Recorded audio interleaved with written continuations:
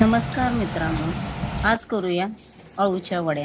त्यासाठी मी अळूची पानं घेतलेली आहेत, चण्याचं पीठ, लाल तिखट, हळद, गूळ, मीठ, सफेद तीळ, अर्धा लिंबू पिळून घेऊया, पाणी ओतून घेऊया आणि जाडसर अशी पेस्ट तयार करून घेऊया।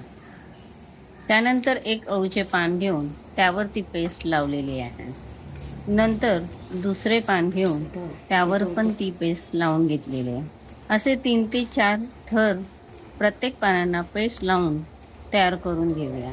नंतर डाव्या साईडने मधोमध दुमडून उजव्या साईडने मधोमध दुमडून एक घट्टसा असा रोल तयार करून घेऊया। मी अळूची पाने स्वच्छ धुवून घेतलेली होती।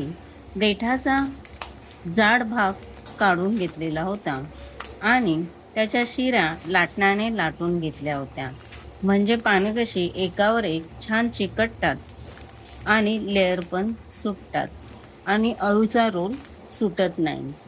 त्यामुळे अळूचा रोल त्या पेस्टनेच चिटकून असा घेऊया आणि साईडने पण पेस्ट लावून घेऊया, म्हणजे अळूचा रोल सुटणार नाही। त्यानंतर 15 ते 20 मिनिटे आपण ह्या वड्या वाफळून घेऊया। थंड झाल्यावर काप करून वड्या पाडून घेऊया। नंतर शॅलो फ्राय करून ह्या सगळ्या वड्या तळून घेऊया। तयार आहे खुसखुशीत अशी अळूची वडी। Thank you for watching. Please like, comment and subscribe.